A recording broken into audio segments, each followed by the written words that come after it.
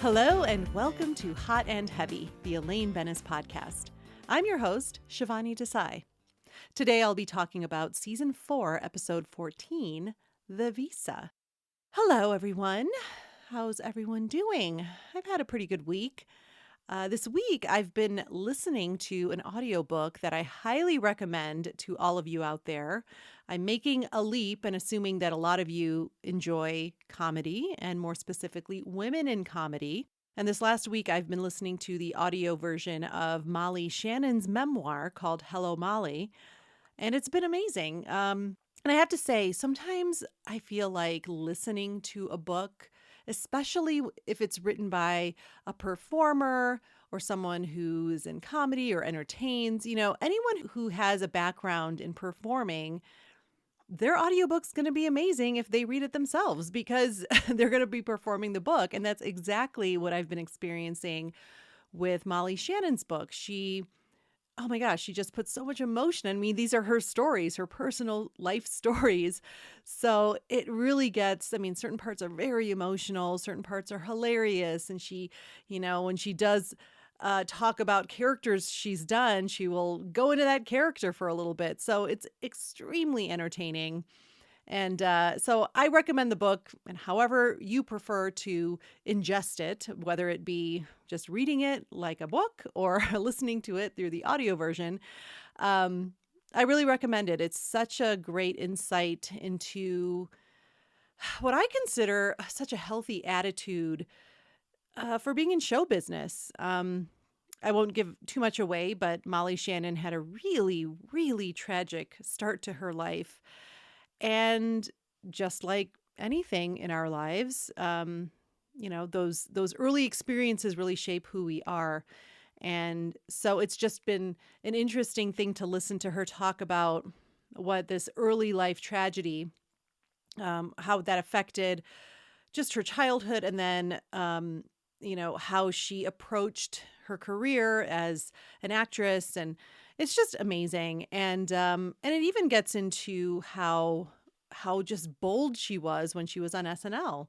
I mean, obviously she's most well known for being on Saturday Night Live. And I'm at the part in the book where she's talking about that and, creating the characters that we all love, the Mary Catherine Gallagher and Sally O'Malley, I'm 50. It's so interesting how she weaves in all of these life experiences and the things that had always maybe, I don't know, other people could have seen as weaknesses, and how she infused them into every character. Everything was so well thought out, and I just have such a respect for that.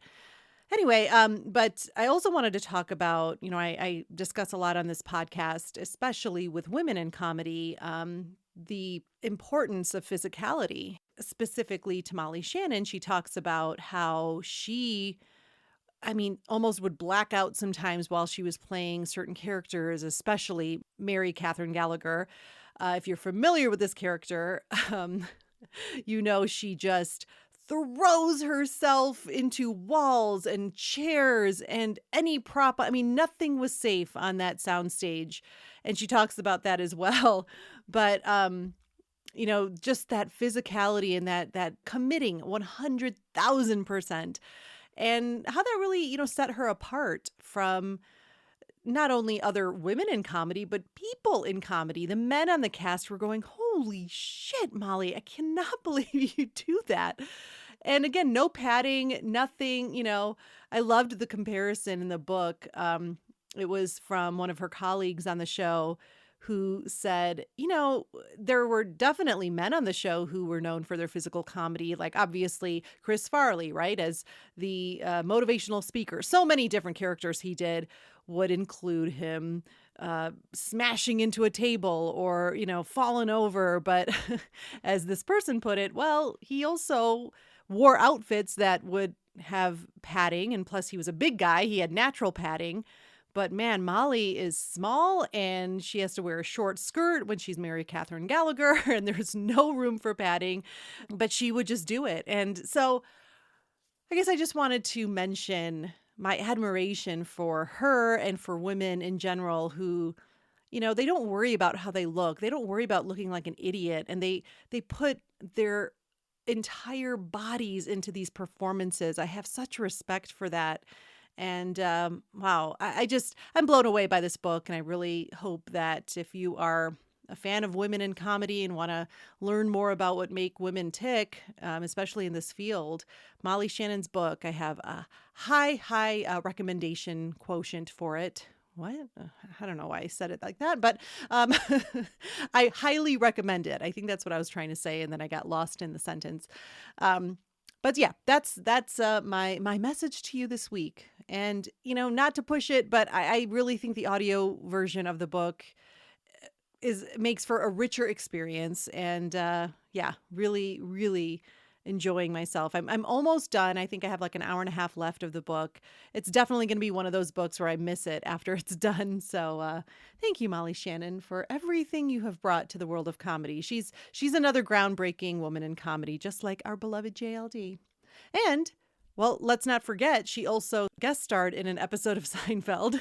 She didn't move her arms when she walked. Oh, such a great episode with Molly Shannon. Okay, so let's get into this episode. The synopsis for The Visa is as follows. George's plan to make his new lawyer girlfriend think he's funnier than Jerry backfires when she falls for Jerry when he pretends to be sullen. The lawyer happens to represent the delivery boy Elaine knocked over, but Jerry's deception makes her more determined to ruin Elaine. Kramer returns early from Florida, where he was kicked out of a baseball fantasy camp after punching Mickey Mantle. Jerry's failure to pick up his mail causes Babu to be deported. This episode was written by Peter Melman. All right, we start out in Monk's. George is talking to a woman at the counter. She's a lawyer. She says she handles many types of cases, including immigration and naturalization. George cracks a joke about what that means. Well, you teach them how to act naturally once they come to this country? Well, she laughs really hard at that and asks, "Are your friends as funny as you?" He says, no, I'm the funny one, El Clowno, to which she laughs even harder. The actress who plays this woman, whose name is Cheryl, is Maggie Hahn. Now, according to her IMDb, she acted for about 10 years. There's nothing past 1996 in a handful of series, not too many. I really like her. I think she's charming, very effective performance as Cheryl. So back to the scene, we whip over to the door where Jerry and Elaine are walking in. Jerry is annoyed with Elaine. He hasn't gotten his mail back from when he was on the road. And Elaine says, "Well, you could pick it up." And he's like, "It's been 4 days." She defends herself and says, "Jerry, it's mostly bills, magazines, and junk mail." "Elaine, that's what mail is." The woman gives George her card and exits. And George walks over to Jerry and Elaine, and they sit down at a booth.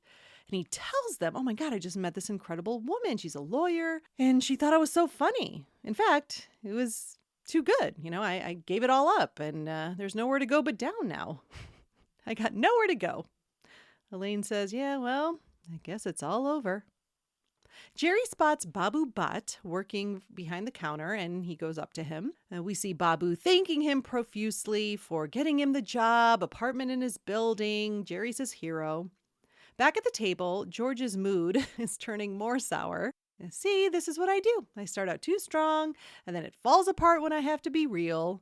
And what good is that? Women don't want real, they want funny." Elaine's like, "No, they don't, George. Yes, everything has to be a big show.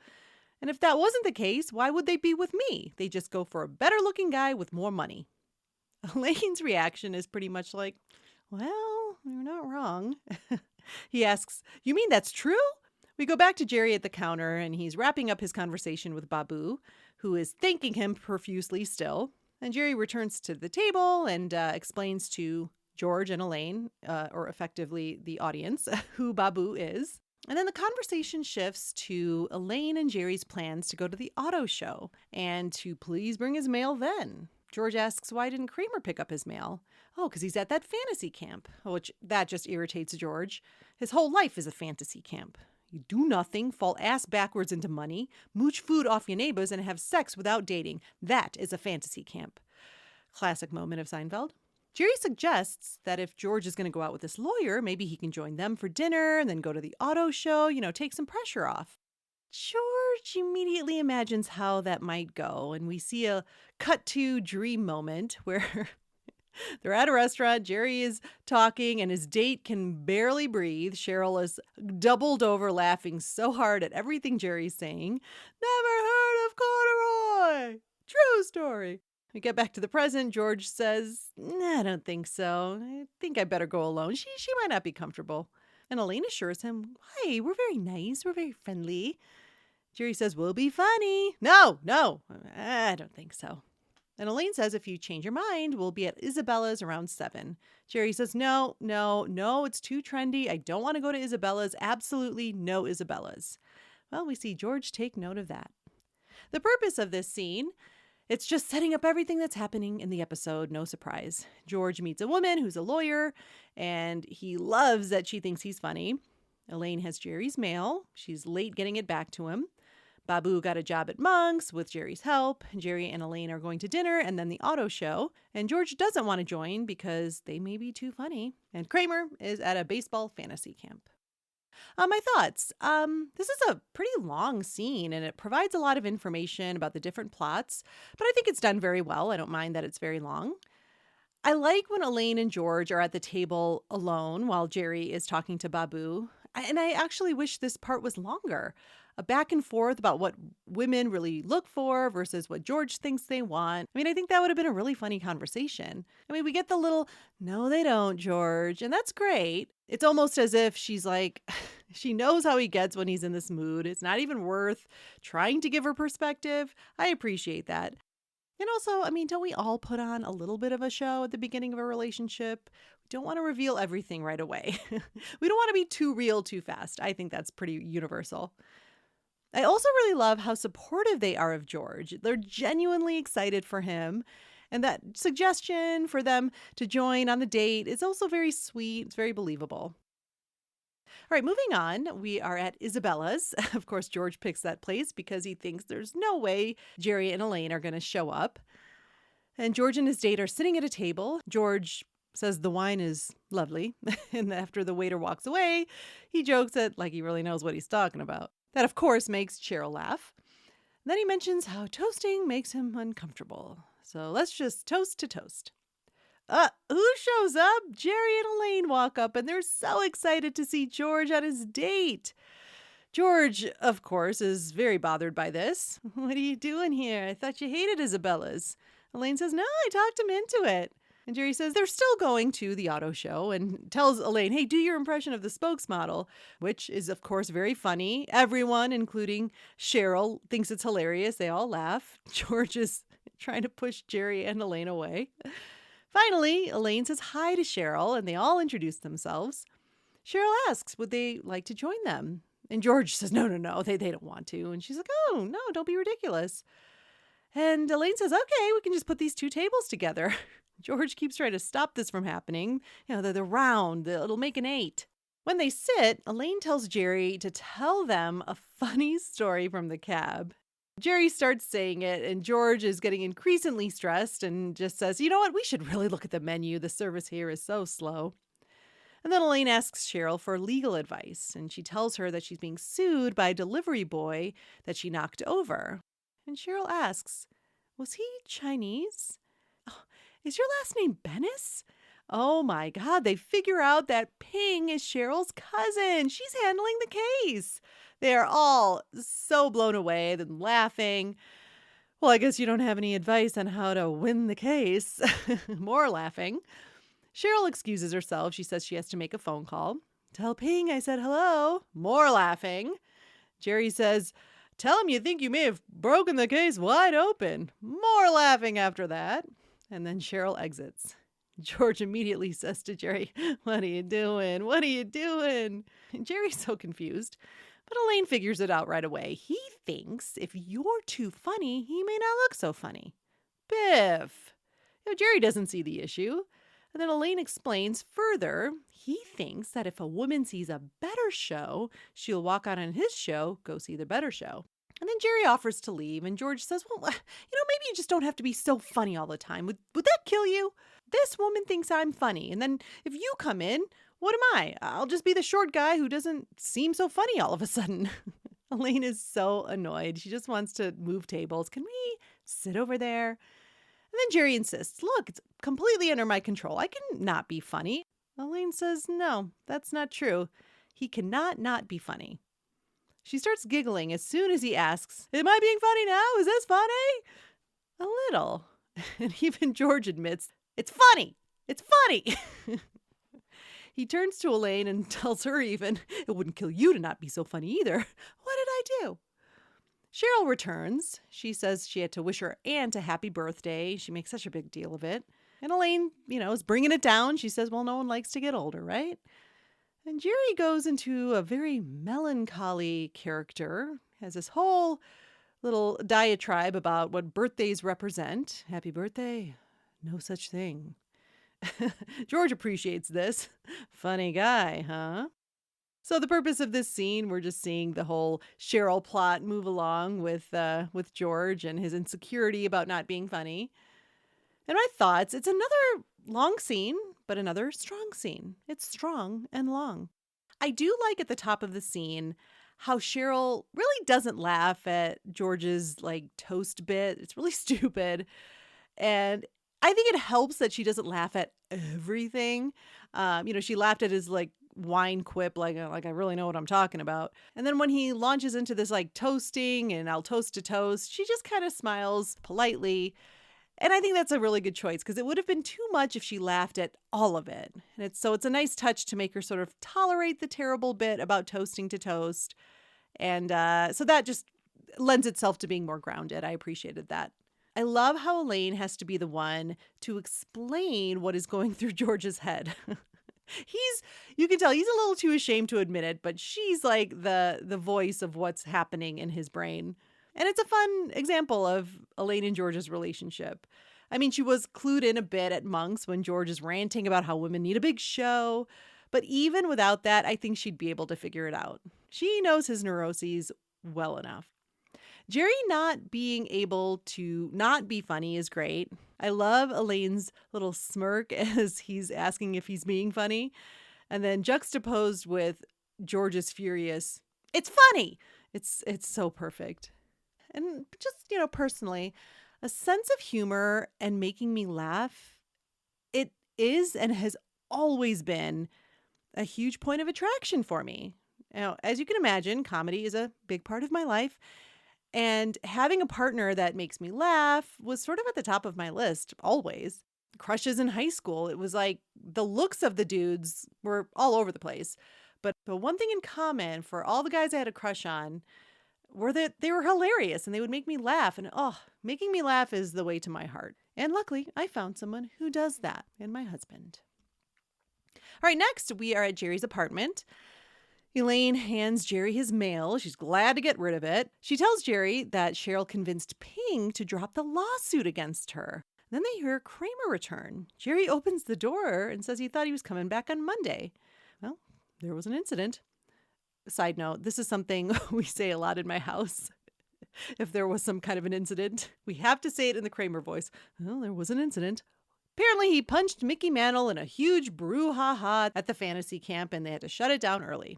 Then they hear some commotion in the hallway. Babu is saying to leave him alone and that they can't do this to him. Jerry exits to see what's going on. He comes back and says that they took Babu away. They took Babu away? Yeah, something to do with his visa expiring. Oh, poor Babu. And then we hear Babu yelling from the street, Jerry! Jerry goes to the window and tells Babu, I will help you, Babu! And Jerry starts rifling through his mail and notices that Babu's visa renewal application is in his mail. Uh-oh. And Jerry starts scolding Elaine. If you'd returned my mail earlier, he could have given Babu his papers. Well, Elaine argues, he could have picked it up. He asks, am I being funny now? No, actually, you're not being funny now. And George walks in and Jerry says, look, not being funny now. And he says, yeah, you weren't last night either. In fact, you got us so depressed, she asked me to take her home right after dinner. Well, then Jerry says, well, I need to get in touch with Cheryl because Babu needs an immigration lawyer. And of course, George is hesitant, but he says, okay, but no funny business. Jerry's like, oh my gosh, how long is this going to go on? Until he's comfortable. Which is when? After consummation. Consummation? Jerry doesn't think he has enough material. Ba-dum-bum, ba-dum-bum. All right, the purpose of this scene, we introduce Kramer's plot. We find out Ping has dropped the lawsuit against Elaine. We move the Babu story along, and he got deported because his application was in Jerry's mail. Elaine gave it to him way too late. And Jerry is going to contact Cheryl to help Babu. There's not much Elaine action here, but I do like the moment where she admits that Jerry isn't funny at all while he's scolding her about his late mail. Next, we are at Monk's. Cheryl and Jerry are meeting to discuss Babu's case. And she says, I have a friend in the immigration office that really owes me a favor. You're very lucky. Well, Jerry in this whole scene is laying it on very thick with his depressed character. Totally convinces Cheryl. He doesn't care that the milk is curdled. Sometimes he laughs when he's in the tub, but never any other time. What do? I'm a comedian. Another classic moment. And then he goes to pay the check. Elaine comes in and she sees Jerry paying the check and says, "Oh, we're going to visit Babu now, right?" She sees Cheryl at the booth and she goes over to thank her for convincing Ping to drop the case. Cheryl admits, you guys were all so nice. I couldn't go through with it, but Elaine would have paid through the nose. You're kidding. No, I'm not. Real quick, I like this dark turn that Maggie Hahn plays here with the "you would have paid through the nose" and the "no, I'm not" while laughing. I guess she doesn't only laugh when things are funny, but a little evil laugh too. And I really like that. All right, next we are at the, immigration jail. Elaine and Jerry enter and find Babu in a cell with a bunch of other guys. He's so excited to see them. Very kind. He says how he was expecting those visa renewal papers, but he never got them. So Jerry and Elaine nervously go into explaining that Elaine was picking up Jerry's mail while he was on the road. "Oh, Babu says, I would have picked it up. Your box is right next to mine." "Oh, I don't want to bother you." "Oh, come on." "No." He goes on and on again. "Oh, it wouldn't be any bother. You're such a good man. You got me my job. You got me my apartment. So kind." So then Jerry has to drop the bomb. Well, the visa application was in his mail by mistake. Come again. Jerry throws Elaine under the bus immediately, saying that, she's had my mail for over a week, even though I asked for it repeatedly. And she defends herself by saying, well, he could have come to my house to pick it up. Babu immediately gets enraged. "I kill you. You're a very bad man." Jerry then says, No, Babu. I've got a lawyer. The wheels are in motion. Things are happening. Moving on, we are in George's car, and Cheryl tells George she's very attracted to Jerry. George says, "You think you were talking to the real Jerry? That's not even close. He's funny." I've never heard him say anything funny. George insists he cannot not be funny. "No," she says, "he's dark and disturbed." I love this reaction. Dark and disturbed? His whole life revolves around Superman and cereal. And she's like, "What kind of a friend are you?" George then admits, "Look, I asked Jerry to act like that so that you would think I'm funny. I mean, that's how disturbed I am. Nobody is sicker than me. Nobody." So she figures out this whole thing was an act and says, "I gotta go. Should I call you later?" "Please don't." She exits the car and George is shouting after her, "But I'm disturbed. I'm depressed. I'm inadequate. I've got it all." The next scene, we're in Jerry's apartment. Elaine asks about Babu, and Jerry's stumped. Cheryl should have taken care of it by now. I think he should be back. George buzzes. Jerry hears Babu's brother carrying on in the hallway, comes over and talks to Jerry and says that Babu is in Pakistan. But Jerry's confused, saying the lawyer probably did all they could. "Then where is Babu? Show me Babu." Elaine offers the brother some Snapple, to which he replies, "No, too fruity," and he exits. George arrives and Jerry asks what happened. Cheryl was supposed to help Babu. She didn't help him? No, he's in Pakistan. Oh boy. So George tells him what happened the night before, that he told her the truth about the whole act. Well, that caused Babu to get deported, Jerry says. George blames it on Jerry. "Well, you're the one who had his visa application." And Jerry hands off the blame to Elaine. "Well, if it wasn't for her not giving me my mail," then Elaine blames Kramer, of all people. "Well, it was his absence that made me get your mail." And then Kramer enters and says he went to Mickey Mantle's restaurant and had to apologize to him. It was eating him up inside. He punched out one of his idols. But he got thrown out and into a horse, apparently. So later in Jerry's apartment, Ping arrives with Kramer's food, and Elaine thanks him. Oh, thank you so much for dropping the case. Nope, he says, the case is back on. Cheryl told me about you guys and how you're a bunch of liars. And so she doubles the damages because you made her mad. And yeah, she's a shark. You think she's a nice girl? They call her the Terminator. Hasta la vista, baby. Then we have a short scene at the end in Pakistan. We see Babu having tea with a friend and telling him all about what happened with his deportation. He vows to exact vengeance on Jerry because he's a very bad man. Very, very bad man with a finger wag. All right, I'm going to take a quick break, and I will see you on the other side.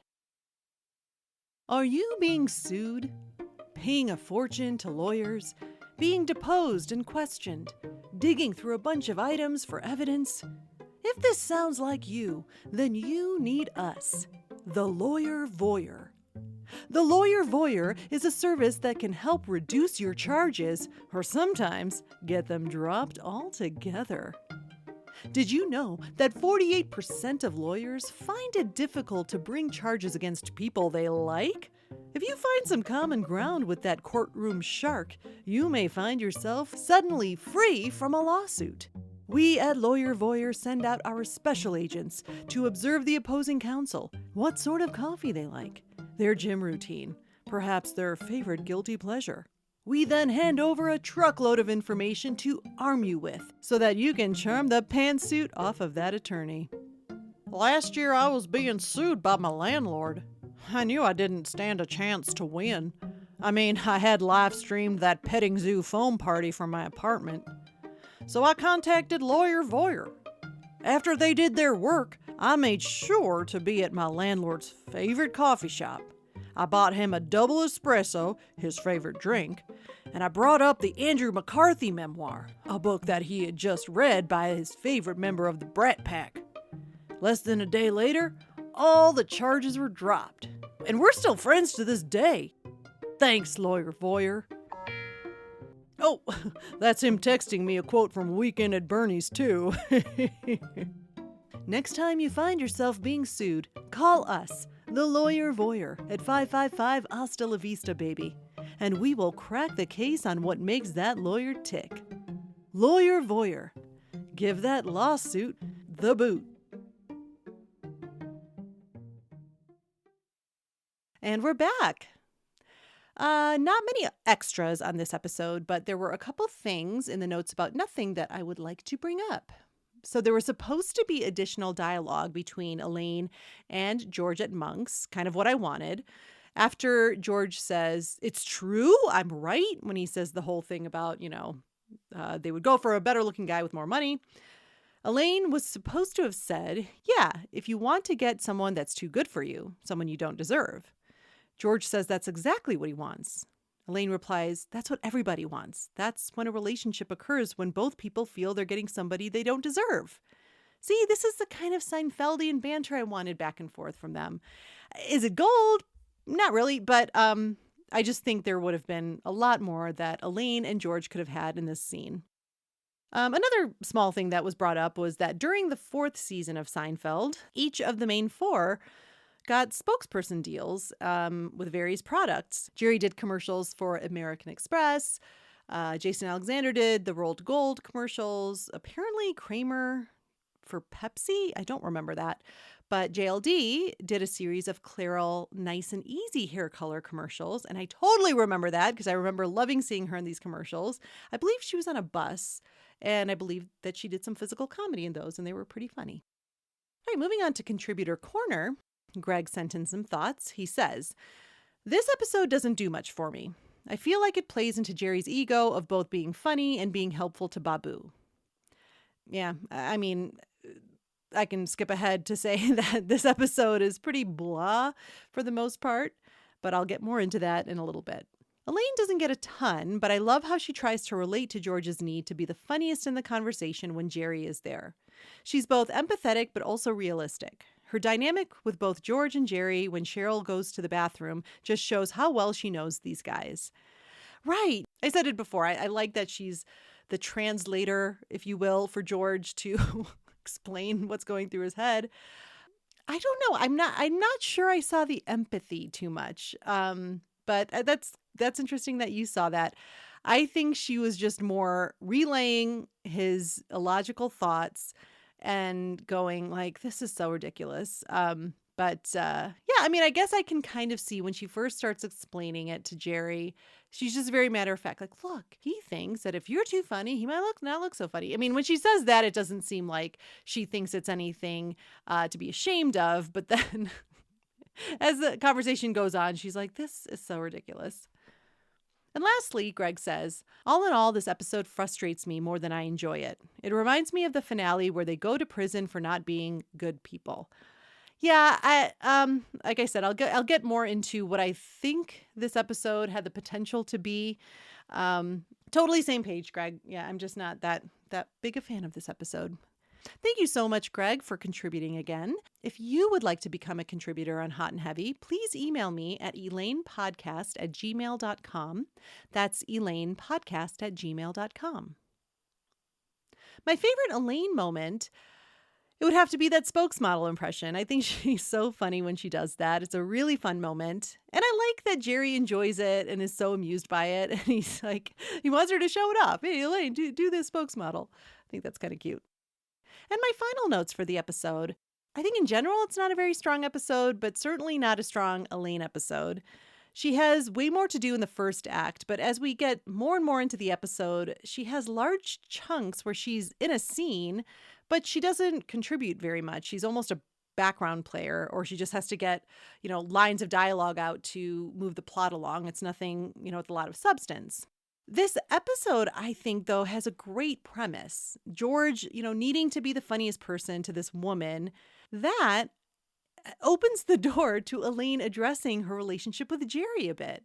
Now, I'm not a huge fan of when Jerry and Elaine kind of go back and talk about the relationship, but I think with this premise, it was a natural thing for her to talk about. Like, was it his sense of humor that got her? Did he put on a good show for her? Also, maybe Jerry could have acknowledged that, yeah, you know what? It's, that's my game, is the ability to make women laugh. That's how I get women. As I said before, that first scene at Monk's could have just had a brilliant breakdown of where like a sense of humor ranks in attractiveness, men versus women. So I think this could have been such a classic Seinfeldian kind of scene where it's like, well, for men, it's like 18th on the list. For women, it's like second on the list, so that could have really come out in a great Seinfeld way because it's a huge element of what Seinfeld likes to cover, this sort of relationship talk, men versus women, what the differences are and what attracts them to other people. I don't know. It was just really ripe with all those possibilities and nothing happened. I feel like if Larry David wrote this episode, we would have seen that, but who's to say, right? This is all just total conjecture.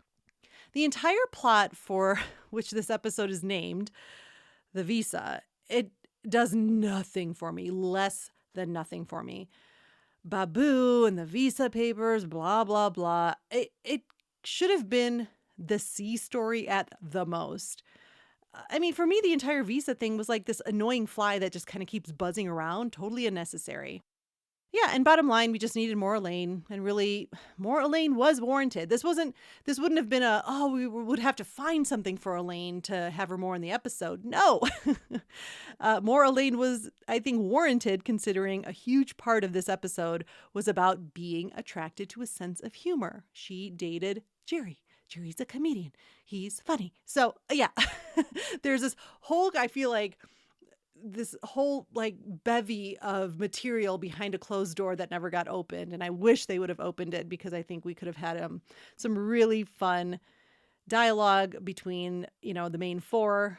I didn't even mention Kramer's fantasy camp thing. Again, just a very dropped in storyline that could have been in any episode for Kramer. He got to do some really funny things, Michael Richards, so good for him. But yeah, if you want that dovetailing and, everything kind of converging, I feel like they could have done a better job with his storyline as well. And I think that's all I can say about the visa. Thank you so much for listening, and I will see you next time.